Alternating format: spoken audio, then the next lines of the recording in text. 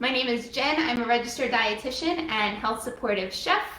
We are live on the Chef Girl Nutrition Facebook page. I'm here live every Tuesday with a healthy cooking demo or talking about some hot topic or some topic in nutrition that I get a lot of questions on. And for today's live, we're not really doing a cooking demo. I have some food with me that we're going to talk about, but we're not going to be cooking today. We're going to just kind of talk through a topic in nutrition. And so May, if you are not aware, is Mental Health Awareness Month. And so I wanted to kind of use today's live to talk about the connection between the food we eat and our mental health. And this is a super super in-depth kind of topic, and we could go on a bunch of different subtopics here, so I'm not going to dive too much into all of it. But I really just want to focus today's live on talking about certain types of foods that we can add more of into our diet to help support our mental health, right, as much as our physical health. So when we're talking about healthy eating, it kind of gets we get really used to thinking about the food that we eat as it relates to our physical body, right? To our body size, to our weight, to our waist size, right? We're always looking at the next diet. There's so many fad diets out there, and that's kind of what the marketing is around nutrition, right? It's about eating for weight loss. That's all around us. That's the messaging that we see. And I talk about this all the time, right? While weight loss is a totally valid goal, we want to make sure that we're not neglecting other parts of our health in pursuit of weight loss. So there's a lot that can go on when we're trying to lose weight, right? I see this all the time with my clients that I work with, is all this kind of, negative self-talk that goes on, and we feel guilty about certain food choices. We feel shame about certain food choices. We feel stress and anxiety about knowing what to eat because we want to make sure that we're eating the right thing and that we're not going to eat something that's going to make us gain weight, right? If you can relate to any of this that I'm saying, let me know in the comments. It's so common. And like I said, while weight loss is a totally valid goal, if all of that stuff is going on in your head, then that's impacting your mental health, right? That's impacting your mental health in a negative way. And so I'm really big on saying we can't just look at food and the food choices that we make. We can't look at it singularly from the lens of our physical health, right? We need to make sure that we are looking at all of the other ways that food impacts our lives and impacts the way that we feel. If you are eating a certain way, right, to try to lose weight and it's making you feel unhappy, or it's making you just feel like a lack of energy, maybe you have a lack of focus during the day, maybe you're feeling hungry a lot during the day, and it's affecting your mood. So it's important that even if we're trying to lose weight with the food choices that we're making, or whatever your health goals are, that is having you kind of pay closer attention to the food choices you're making, we want to pay attention to how it's making us feel, right? How is food actually making you feel? And that's what we're really going to talk about today, is the connection between certain types of foods that we can eat and how it can actually impact our mood, but not just our mood, but how we really feel every day. I think that food gets overlooked as a potential source of daily aches and pains, right? That we might kind of like brush off. Maybe you feel tired all the time and you're just like, that's just me. I'm just always tired. Or maybe, that 2 p.m. slump comes and hits you and you lose focus during the day. Or maybe you have stomach issues and you just kind of, throw it aside and say, that's just me. There's a lot of things that we feel on the day to day that really can be related to the types of foods that you're eating. So I really want to kind of bring that focus forward to say that food is not just something that impacts our physical appearance or just our physical health. It is something that can impact our mental health and the way that we feel and show up in our life every single day. So thinking about types of foods that can actually support your mental well-being, right, your mental health, it's probably going to come as no shock to you that it's the types of foods that are generally more health supportive, right, for all different kinds of things, for our heart health, for our gut health, for our joint health, for managing blood sugars if you have diabetes, for kidney health, for everything, right? There's definitely a pattern to the types of foods that are just more health supportive in general, right? We know we should be eating more fruits and veggies. We know we should be eating more whole grains and getting more fiber in our diet. We should be choosing more lean proteins, right? Choosing lean proteins more often. Choosing healthier fats, right? We know these different these different recommendations that come out about what we should be eating more of. Those hold true, right? And so when we're talking about foods that support how we feel and support our mental health, it's the same kinds of foods. And we're going to kind of walk through some of those different types of foods and give you some ideas of how you can add more of these foods into your diet, right? Into your typical eating habits. And adding more of these types of foods makes the space for you to also enjoy other foods that you love that maybe are not as health supportive, right? Maybe they're not as nutritious because they don't contain the same kinds of nutrients. But we know that having a diet that's well balanced that allows you to enjoy those foods also is what's most sustainable. So there's a few things that we're looking at in foods that can help support our mental health, right, and the way that we feel. So we're looking at foods that are more anti-inflammatory, right, so helping to keep inflammation down in our bodies. Foods that are rich in antioxidants, so they're helping to prevent oxidative stress in your body, right? Anything that is helping to keep things running smoothly and without added stress, added inflammation, right? That's what we want. We're also looking at foods that are rich in B vitamins. So B vitamins are vitamins that are completely essential to pretty much every function that your body does. So we need a good dose of our B vitamins every single day to really help keep everything running and functioning smoothly. So those are some big things to look for in foods that we want to add more of.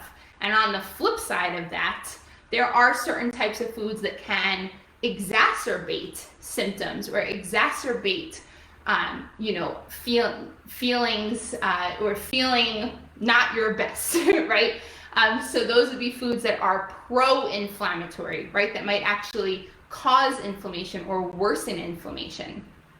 This is going to be things like highly processed and refined oils. So things like soybean oil, peanut oil, and corn oil. We see these used a lot in processed foods that are, shelf stable, like mayonnaise, bottled salad dressings, deep fried foods, a lot of kinds of packaged dessert type foods.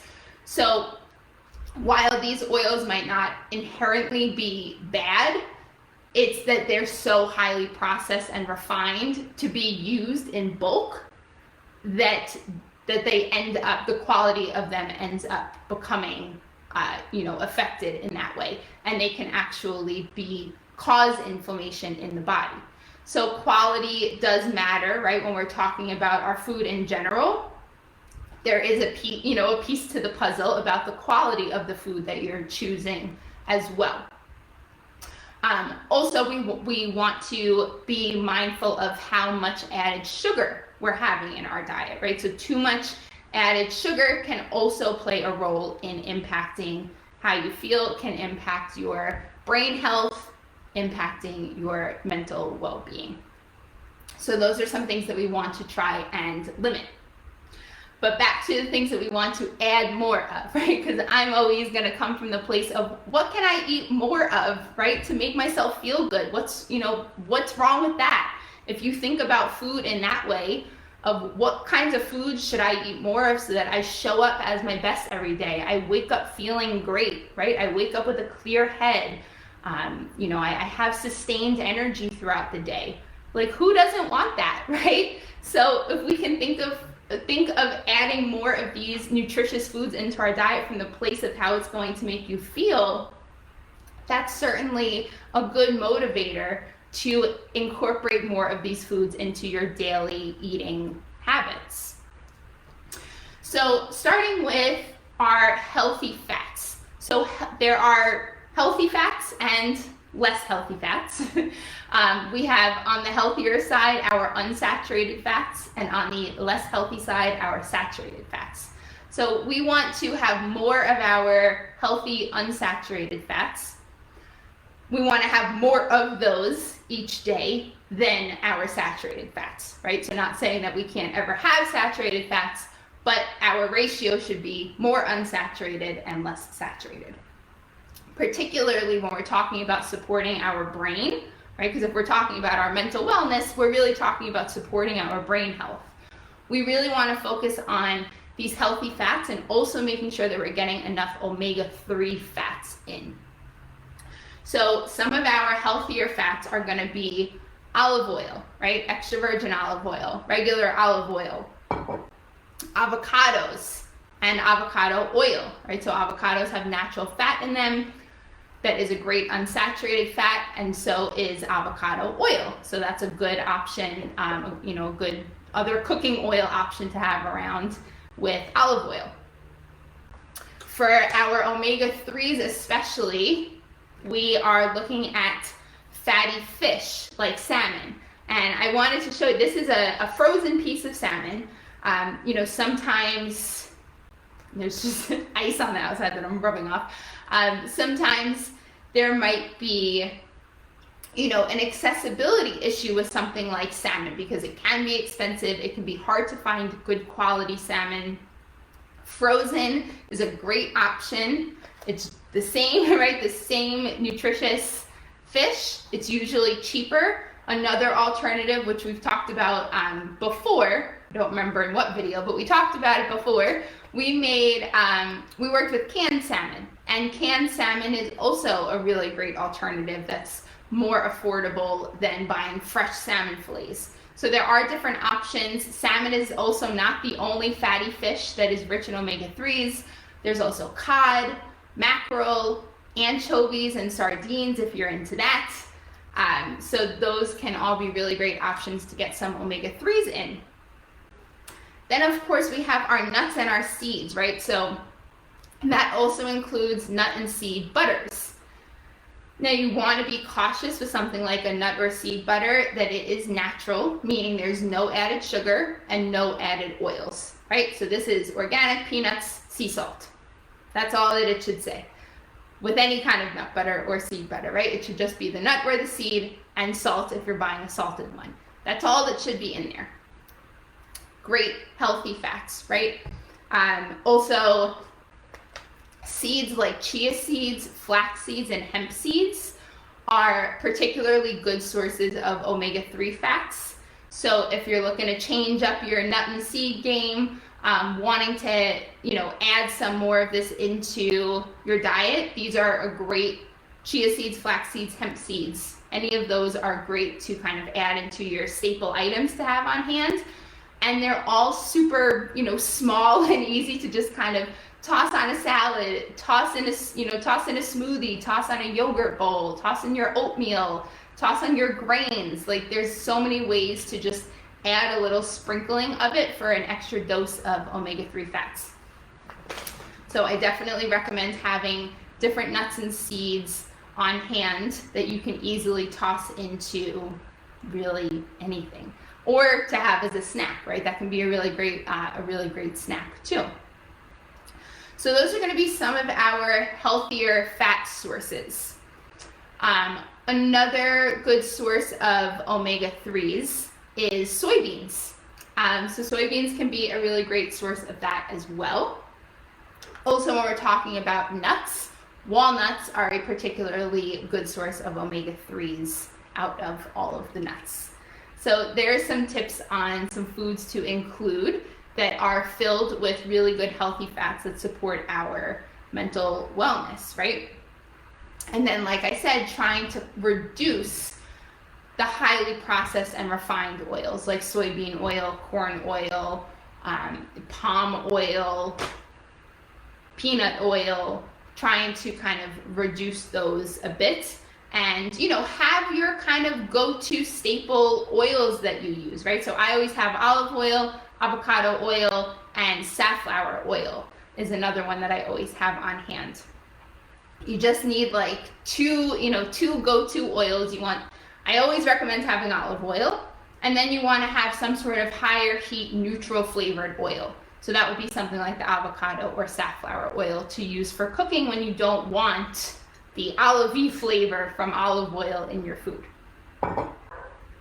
Okay, so healthy fats also are not just that omega-3s are really supportive of your brain health, but healthy fats also are anti-inflammatory. So they actually can help with keeping inflammation down in your body versus those highly refined and processed oils that can actually worsen or cause inflammation.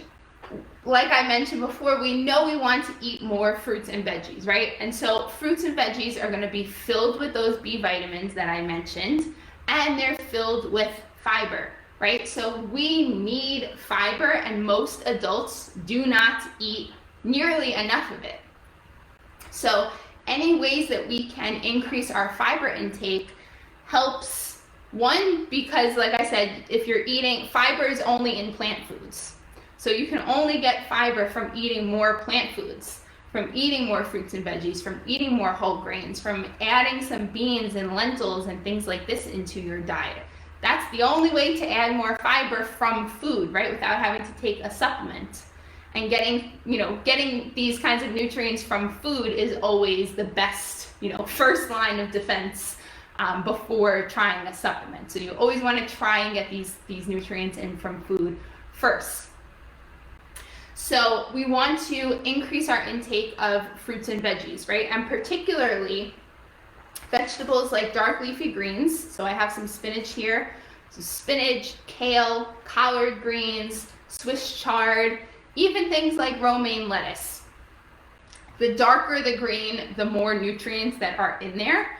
But dark leafy greens are an especially good source of B vitamins, and especially a good source of folate, which is a B vitamin that actually helps to produce serotonin, which, if most of us know that serotonin is the happy hormone, right? So eating more dark leafy greens can actually help your body produce more serotonin, which in turn is certainly going to impact your mood and help you feel better. So dark leafy greens are great for that. Also, cruciferous vegetables. So things like broccoli, cauliflower, Brussels sprouts, cabbage. Cruciferous veggies are going to be really great source of B vitamins and fiber. And they are also particularly anti-inflammatory. So our fruits and veggies in general are going to be anti-inflammatory and be filled with lots of antioxidants. And then cruciferous veggies just happen to have been studied to really show an impact on brain health and on supporting brain health. So that's a great thing to just kind of think about. Week to week, can you add one cruciferous veggie? Can you add one dark leafy green, right, into your shopping cart each week and incorporate that into your meals throughout the week? I always buy a big thing of spinach and I add it to everything. I add it to my eggs in the morning, right? If I'm just scrambling up some eggs, I toss in. And if you've cooked with spinach, you know that spinach cooks down to like nothing, right? You'll start with a huge handful and it'll be like this much in the pan. So one handful goes a long way. So I'll just add a nice handful to eggs. I'll throw a handful into smoothies. I'll chop it up and add it into a pasta dish. So I always have a big thing of baby spinach on hand, and I just put that in everything.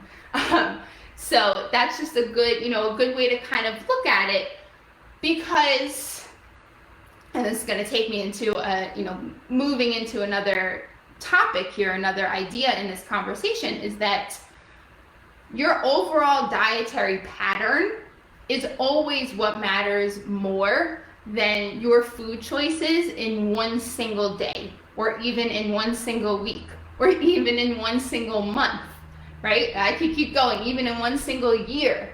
That's why we can't let small things really, derail us, because one weekend where you're maybe, for lack of a better word, indulging in certain foods that you might not typically eat, rather than, waking up on Monday and feeling super guilty and, wrapped up in shame and feeling like you need to restrict yourself and only eat salad, for the whole week to make up for it. No, it's one weekend in your entire life, right? And so your overall dietary pattern over time is what's going to impact your health the most. So even a whole day, eating a bunch of deep fried foods, it's not like, oh, I just, messed up my mental health. Like, that's it. I just ate a ton of deep fried food, maybe with peanut oil, and now my mental health is, messed up. Like, no, it doesn't happen from one day of eating, right? So we have to look at our eating patterns over the lifespan, right? Over time. And that's why it's so important that your eating habits are sustainable, because this is a lifelong journey, right? So in thinking about that, one of the most important things that you can do with your eating habits for supporting any part of your health is getting in a variety of foods, getting in a variety of different fruits and vegetables that all have a little bit different nutrient profiles, right? They all have a different amount of fiber, a different amount of these B vitamins. They all have different mineral profiles. So getting in a variety of these foods is what's going to be your best bet for getting everything in, right? For getting all of these essential nutrients in. So again, looking at your shopping list each week and saying, do I have some sort of leafy green on here? Add one on there if it's not, right? Do I have a cruciferous veggie? Can I add broccoli into a meal this week? Can I use cauliflower? Can I use cabbage, red cabbage, green cabbage, right? Brussels sprouts.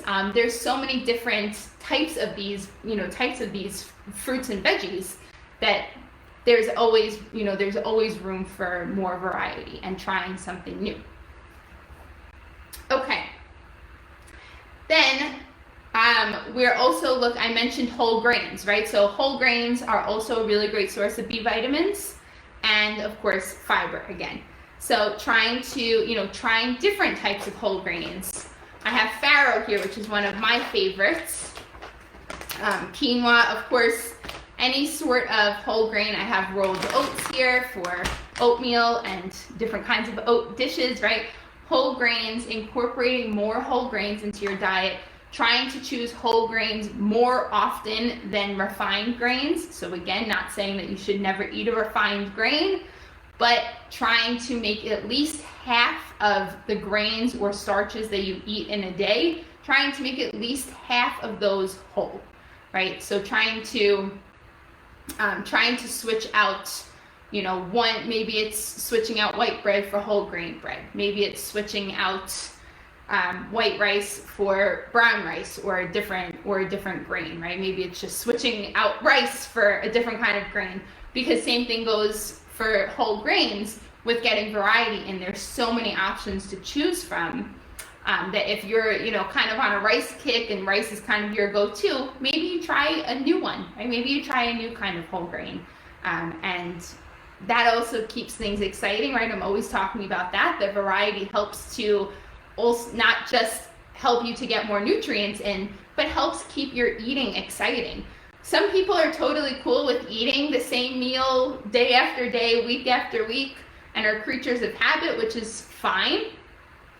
I'm not like that at all. So I like to have variety, and it just keeps things exciting so that you don't get bored with eating the same meals week after week after week. Okay, and talking about fiber also brings me into the last thing that I want to touch on when it comes to how food can impact your mental wellness, and that is your gut health. So the connection between the gut and the brain is very strong, right? Everything kind of moves between the gut and the brain through neurotransmitters in the body. So the food that we eat, of course, impacts our gut health, and that in turn can influence how we feel. It can impact our brain health, and it can influence how that, comes through, in our mood, in how we feel every day. So some ways to really support your gut health is with fiber, of course, right? So fiber is going to, feed the good bacteria in your gut. So that's what we want. So you can help create more good bacteria in your gut by eating more probiotic foods. So things like yogurt, kefir, buttermilk, fermented foods like kimchi. These kinds of foods are going to be probiotic foods that's going to create good bacteria in the gut. And then foods that are rich in fiber, you may have heard the term prebiotic foods. Those are foods that basically feed the good bacteria. So we want to eat more fiber, not just because it has, it impacts our health in a variety of ways, but in talking about it here in this, context, the fiber in your gut helps feed those good bacteria, helps to keep your gut healthy, and in turn helps to keep your brain healthy. So that's a really important thing, to just get more fiber in. So the main theme here is to eat more plants, right? And I'm always talking about eating more plants. That's always my focus in our cooking demos, is showing you, fun and different ways to add more veggies, right? To enjoy your veggies in a way that you actually enjoy. So foods like our fruits and veggies, of course, our whole grains, legumes like lentils and beans, things like garlic and ginger are also really good anti-inflammatory foods and good prebiotic foods as well. So adding more, using garlic in your cooking is not just for flavor, but also for health benefits. And the number one thing that I will say, aside from the variety piece, right, that it's, we want to include more of these types of foods in our diet. We want to have a variety of these types of foods, right, and choosing different leafy greens, choosing different types of veggies, trying different whole grains, on and on, right? The other really important piece here, when we're talking about having a good mood, having a stable mood, having sustained energy throughout the day, and really feeling, on top of your game throughout the work day, right, is to eat balanced meals. So meals that are balanced in carbohydrates, protein, and fat. That's what's going to give you a meal that's satisfying, right? I talk about that all the time too, is eating meals that actually leave you feeling content, satisfied, right? Like you really don't have to eat again for a few hours. Like you're not going to be grazing through the snack cabinet because you ate something that really didn't satisfy what you needed. So it covers the satisfaction piece. But more importantly, in this conversation, it helps to keep your blood sugars under control. It helps to give you sustained energy, so slower burn, right? A slower burn of that energy so that it actually sustains you for 3, 4, 5 hours, right? And not just that, but that it is keeping your mood stable. It's keeping you feeling good. So eating well-balanced meals, which is why I say that, eating just a salad that's just a bowl filled with veggies. It's a great way to get a lot of veggies in, but you gotta add some protein in there. You gotta add some healthy fat in there, right? Sprinkle some seeds or some nuts on top of that salad. Use an olive oil or avocado oil based dressing. Put avocado on top of it, right? We want to make sure that we're getting that balance of carbohydrates and bonus points if they're fiber-rich carbohydrates, so fruits or starchy vegetables or whole grains or beans. Those are all going to be great fiber-rich carbohydrates, plus protein, plus some fat, and bonus points again if it's healthy fats like our avocado, nuts and seeds, and olive oil. So those are kind of the biggest pieces in talking about food that can support how we really feel from the inside out, right? Food that supports our brain health, food that supports our gut health. So we feel good on the inside too, right? Things are moving along, right? Fiber helps things move along. So you're going to the bathroom regularly. That can have a huge impact on how you feel. So we want to focus on eating more plant foods, really, right? Plus our omega-3 rich fish. Certainly there's room for other animal protein. Like I've said throughout this conversation, I'm not ever saying that anything should be completely, thrown out the window or completely eliminated from your diet. But what can we add more of to really support our health? So we're looking at foods that are more anti-inflammatory, foods that are rich in antioxidants, foods that are rich in B vitamins, foods that are rich in fiber, looking at getting a variety of these different foods in our diets, so choosing different options from each of those categories, right? And making sure that our meals are well balanced. Carbohydrates plus protein plus fat. Those are kind of the key takeaways here when we're talking about food that can support how we feel, food that can support our brain health and our mental health. And just looking at food from that lens of how is it truly making you feel from the inside out, right? So that's it for our talk on this topic today. I am going to be posting some recipes inside our Healthy Cooking Community Facebook group, some good mood food recipes. So a few recipes that kind of incorporate a lot of these different types of foods in. So you can get some ideas for how to add more of these foods into your diet, get some inspiration for different ways to use these foods. If you know anybody who could benefit from this video, I would be more than happy for you to share it with them. And that's it for this talk. So thank you all for joining me today.